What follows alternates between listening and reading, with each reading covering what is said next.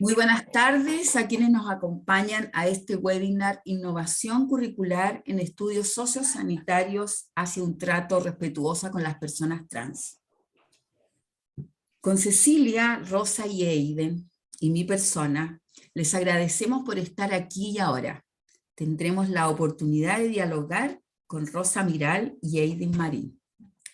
Rosa Miral es ginecóloga y obstetra reconocida como militante feminista en la transición y por la creación en 2000 del Servicio de Promoción de la Salud de las Personas Trans, Transit, en el seno del Instituto Catalán de la Salud. Actualmente, el Servicio Transit es el centro de referencia para la atención a la salud de las personas trans en Cataluña y referente internacional. Eiden Marín, graduado en Filosofía, máster en Estudios de Género, Ciudadanía y Mujeres, activista transfeminista, profesional de Transit y colaborador en la Universidad Oberta de Cataluña, en el área de feminismos y diversidad sexual y de género. Damos la palabra entonces a Rosa.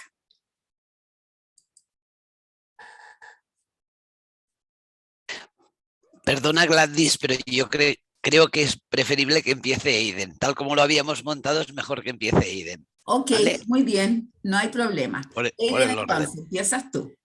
Sí, empiezo yo más que nada porque, bueno, muchas gracias por invitarnos, muchas gracias a todas las personas que nos acompañáis y a las personas que nos veréis en diferido. Sí que empiezo yo porque la idea de, en estos 15 minutitos que tengo para exponer el tema, la idea es explicar un poquito la historia o el recorrido de los modelos de atención a la salud de las personas trans y así situar un poquito más la cuestión para que luego Rosa pueda hablar de su parte ya con la situación un poco más contextualizada.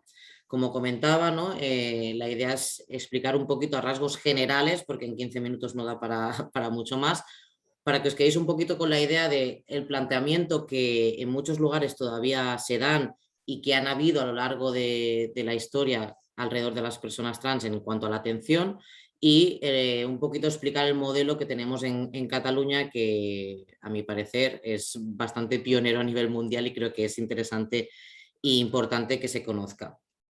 Entonces, para poder entender, ¿no? Tenemos que entender que antiguamente, ¿no? A las personas que hoy denominamos del colectivo LGTBI, ¿no? Estaban todas metidas en el mismo saco y no se diferenciaban las realidades, sino que simplemente eran las personas anormales, invertidas, raritas, etcétera, etcétera, ¿no? De hecho, hasta 1860 y poco no se utiliza la palabra homosexual, ¿no? No aparece como etiqueta.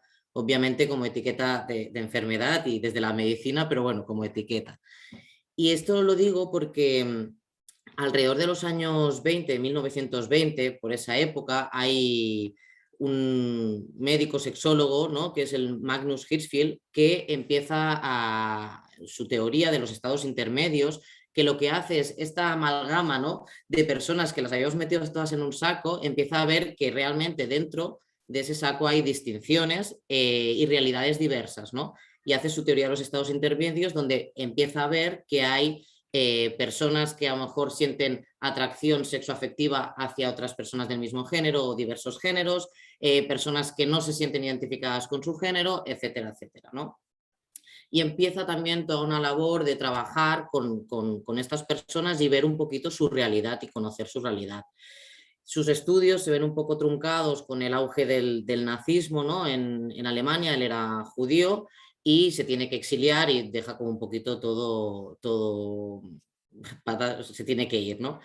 Y no es hasta los años 50 más o menos que Harry Benjamin retoma esos estudios y de hecho Harry Benjamin es un poco como el que instaura la categoría transexual como categoría, ¿no? Harry Benjamin, ¿no? Coge un poco este relevo que deja Hirschfeld y empieza también a estudiar a las personas que hoy denominamos como trans, en aquel momento todavía seguramente no se denominaban como trans, y porque a raíz de diferentes personas que empiezan a contactar y van a su consulta, ¿no? A decirle, oye, mira, que nos hemos enterado que empiezan a comercializarse un poco los estrógenos, ¿no? Porque en aquella época pensad que los estrógenos estaban comercializados, y queremos tomar esos estrógenos. Claro, el Harry Benjamin se queda un poco así, como diciendo, ¿y ahora qué hago yo con esto, no? Y básicamente pues empieza a estudiar y a ver un poquito la realidad de estas personas y asentará un poco las bases que, por desgracia, a muchas personas trans nos han acarreado pues también bastantes problemas. Es en el año 66 que aparece el libro, ¿no?, que le llama El fenómeno transexual, donde empiezan a aparecer estos criterios, ¿no?, de lo que es una persona verdaderamente transexual de aquella que no lo es. Es decir, empieza a haber una distinción entre aquellas personas que denomina como verdaderas transexuales y aquellas personas que no. Y esto empieza a ver que se necesita como unos ciertos criterios, ¿no?, que él, ¿no?, a través de los estudios empieza, ¿no?, a hacer estos criterios como personas que han nacido como en un cuerpo equivocado. Esa frase que seguramente hemos escuchado muchas veces de las personas trans, pues empieza a aparecer desde este ámbito más médico. En los años 79 aproximadamente es cuando se crean los primeros SOC, que son los Standards of Care, que son como unos protocolos mundiales que hay, donde esos criterios que Harry Benjamin ha empezado a definir se instauran como protocolos clínicos en la atención a la salud de las personas trans. Y en los años 80, casualmente, la transexualidad entra como categoría diagnóstica en el DSM, que es el diagnóstico de la salud mental, y por aquella época, más o menos, también sale, ¿no?, curiosamente, la homosexualidad que estaba incluida dentro del DSM. Por lo tanto, encontramos, ¿no?, como una especie de sinergias entre la medicina y la psicología, en la cual, ¿no?, se establecen unos criterios, que es lo que sienta las bases que acompañan la atención de las personas trans. Por un lado, las personas trans tienen que ser diagnosticadas, ¿no?, de un trastorno mental como la disforia de género, para poder ser, ¿no?, pasar como por el proceso. Y este diagnóstico normalmente se daba a través de dos profesionales, un psicólogo y un psiquiatra.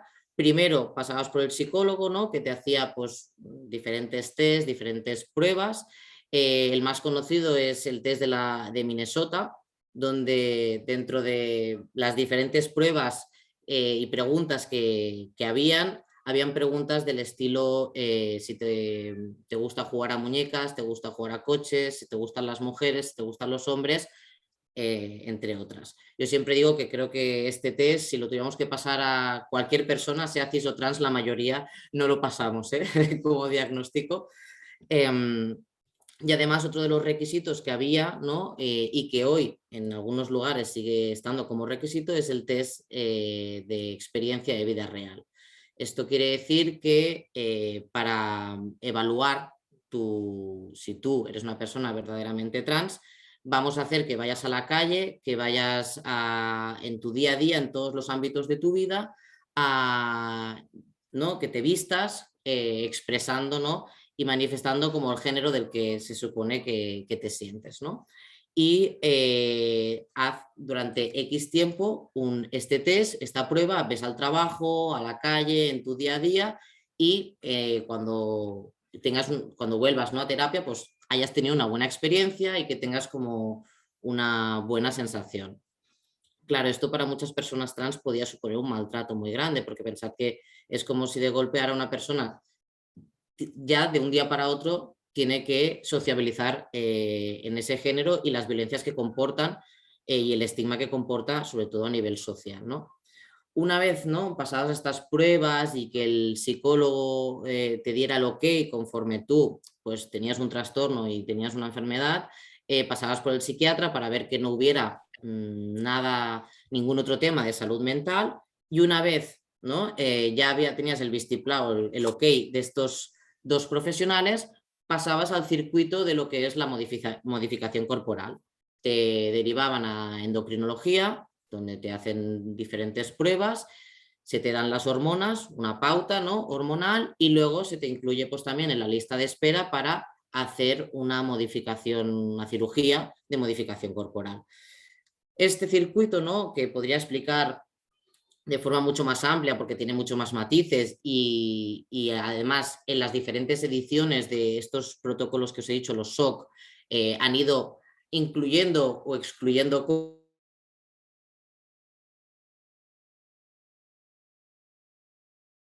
de Harry Benjamin, donde por un lado tiene que haber una evaluación psicológica, es decir, un profesional tiene que evaluarte y tutelarte, y luego hay una modificación corporal, porque en la base de este modelo se entiende que las personas trans han nacido en un cuerpo equivocado, ¿no? Y por lo tanto necesitan una corrección médica de ese cuerpo, y además es un trastorno o una patología mental, ¿no?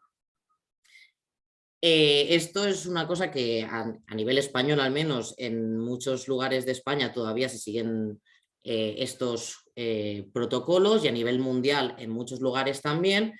En Cataluña tenemos la suerte de que esto pues ya no es así, ¿no? Y esto se debe a diferentes factores, ¿no? No voy a extenderme mucho, pero es importante entender que el activismo también ha jugado un papel importante, y personas como Rosa, que la tenemos aquí, también han jugado un papel importante en todo esto, ¿no?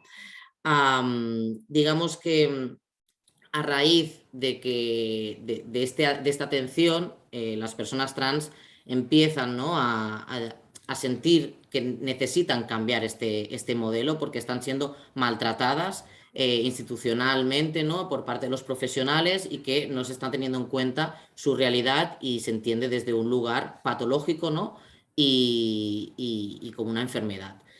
Entonces se empiezan como a crear diferentes redes. Tenemos a nivel internacional la red de Stop Pathologization, que se genera alrededor de 2012, que son más de 80 ciudades, ¿no?, que integran esta red para pedir la despatologización del hecho trans. Es decir, que la categoría de transexualidad o de disforia de género deje de estar en el DSM, ¿no?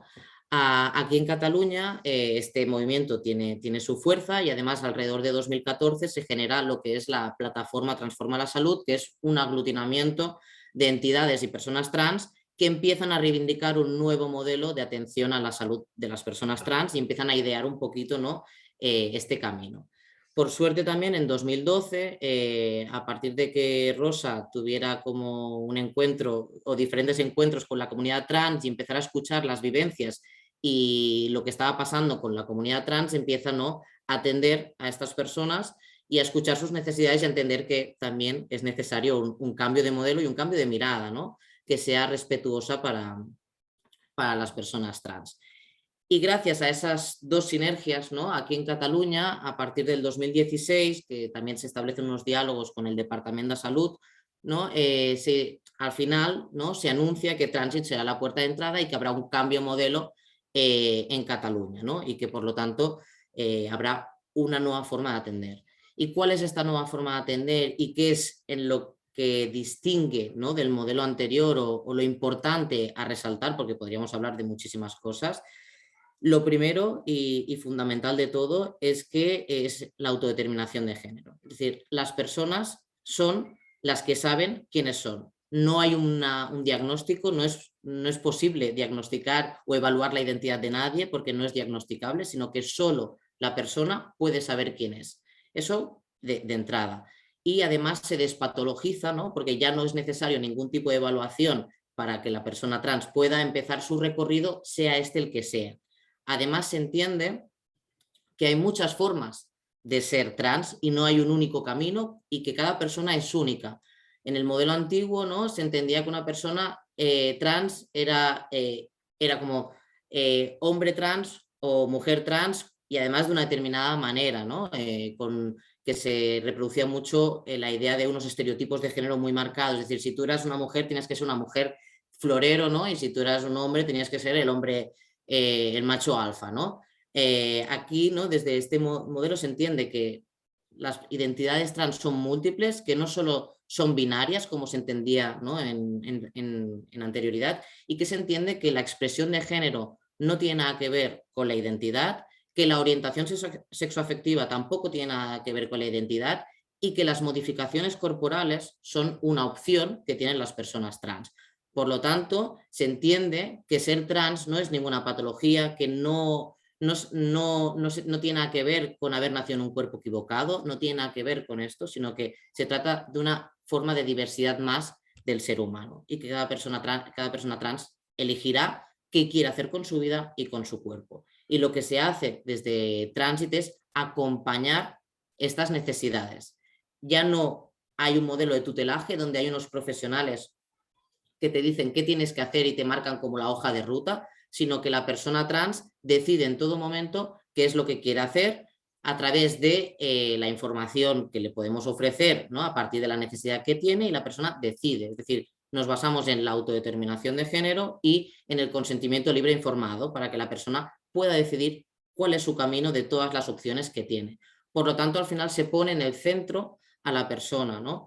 Y el cambio de mirada también viene en el sentido que también entendemos y se ve, ¿no?, que es fundamental entender los procesos vivenciales que tienen las personas trans, ¿no? Y entender que las personas trans, el problema no está en ellas, sino está en la sociedad. Y por lo tanto pasamos de un paradigma exclusivamente biomédico a un paradigma biopsicosocial, donde entendemos que gran parte de las dificultades que tienen las personas trans tienen que ver con la realidad social en la que vivimos y no tanto porque las personas tengan un problema en sí, ¿no?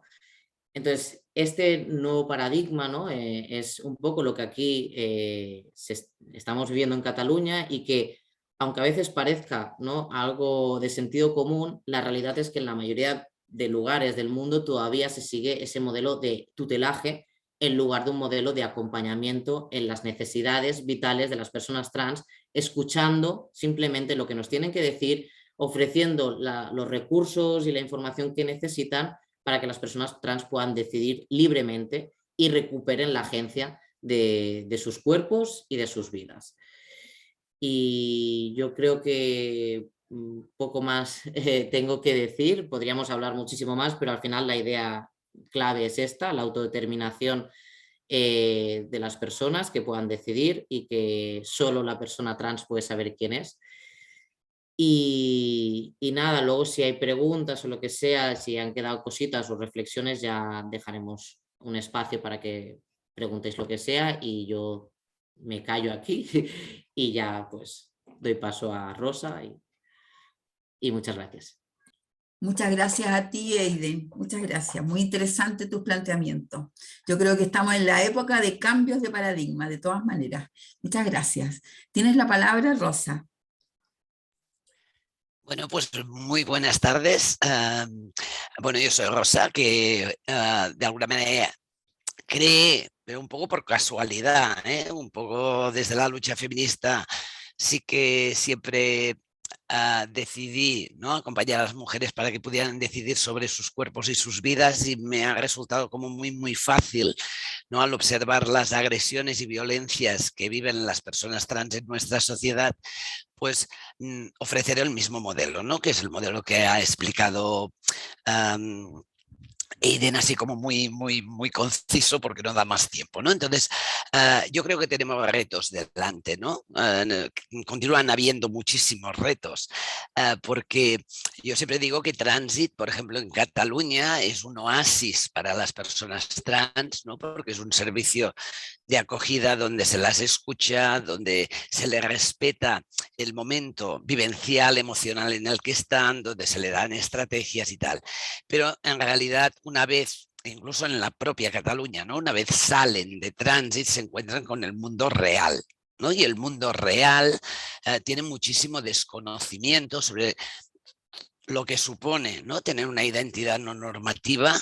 En su imaginario probablemente haya muchos prejuicios, estigmas, ¿no?, que impidan, ¿no?, que el acercamiento a personas trans pues sea un acercamiento desde, bueno, desde una total normalidad en la atención, ¿no? Y por lo tanto nos queda muchísimo trabajo por hacer, ¿no? Sí que es verdad que en Cataluña, como este servicio lleva ya 10 años de actuación, pues hemos formado a muchos profesionales de salud, de la educación, centros educativos, ¿no?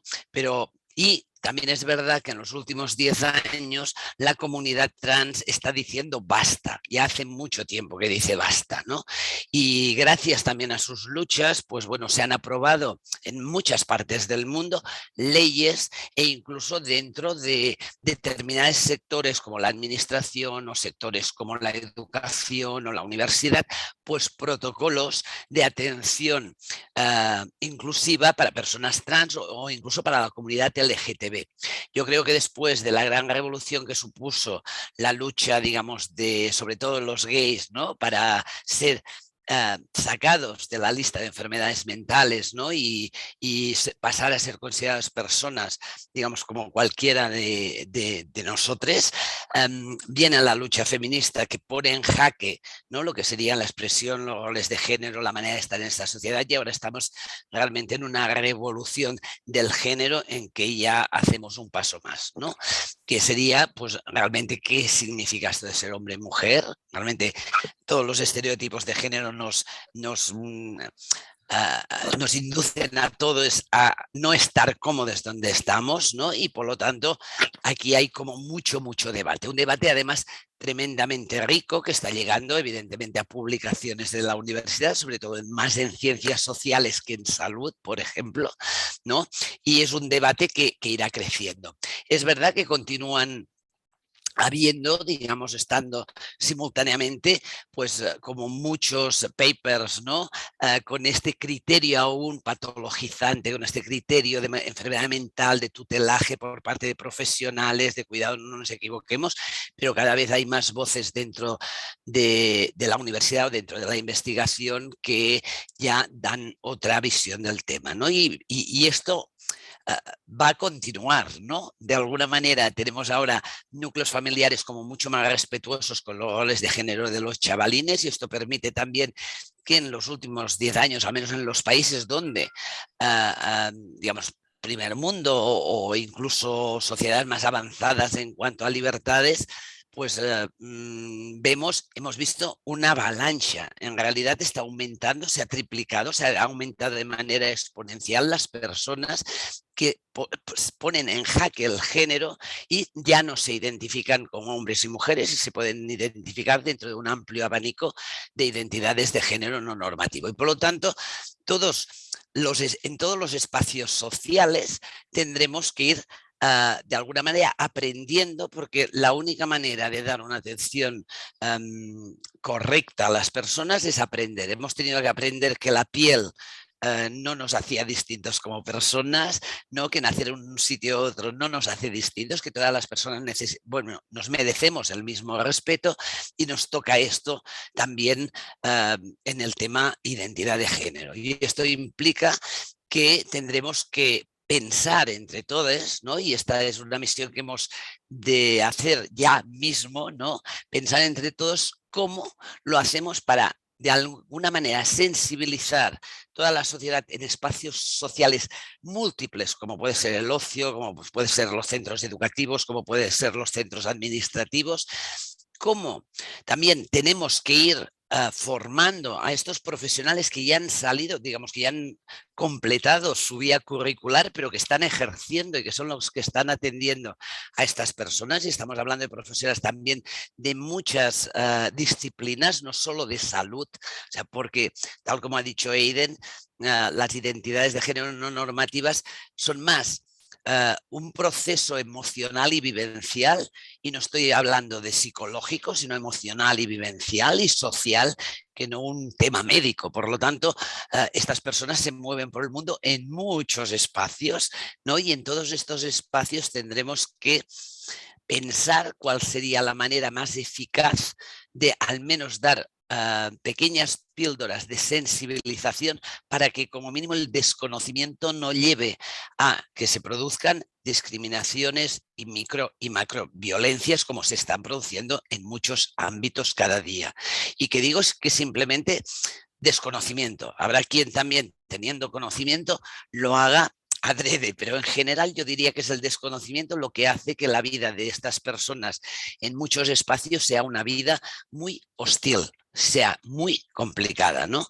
Y luego quedará también, de alguna manera, que desde los... no sé cómo se llaman en los distintos países, pero desde las facultades, desde las universidades de muchas disciplinas, se haga una apuesta política de activismo para de alguna manera empezar a avanzar en este tema, empezando por los contenidos curriculares, ¿no? Por ejemplo, yo soy doctora en ginecología y obstetricia, y bueno, yo ya no me atrevo a decir que hay úteros femeninos, por ejemplo. Para mí hay úteros femeninos y úteros masculinos, digamos, o en todo caso hay úteros, ¿vale? Sin poner definiciones, ¿no? Y entonces las mamas no son ni femeninas ni masculinas, porque yo conozco hombres con mamas y mujeres con mamas y hombres sin mamas y hombres, digamos, y mujeres sin mamas, ¿vale?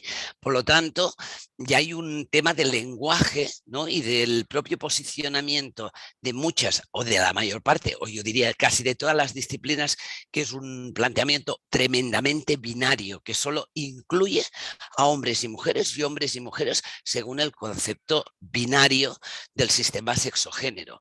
Y todo esto evidentemente nos tomará mucho tiempo, o sea, esto no va a cambiar en 2 días, pero alguien va a ser pionero y de hecho lo comentábamos antes de dar abertura a esta webinar, que ya hay facultades, ¿no? que tienen sus espacios de reflexión sobre igualdad de género y ampliando, porque durante un tiempo, durante bastantes años, igualdad de género era hombre cis y mujer cis. Básicamente no se contemplaba nada más, ¿no? Y cada vez se va ampliando como mucho más este abanico, incluyendo pues a personas a género, a diferentes personas con identidades, y tendremos que ver qué lenguaje utilizamos, qué contenidos curriculares habrá.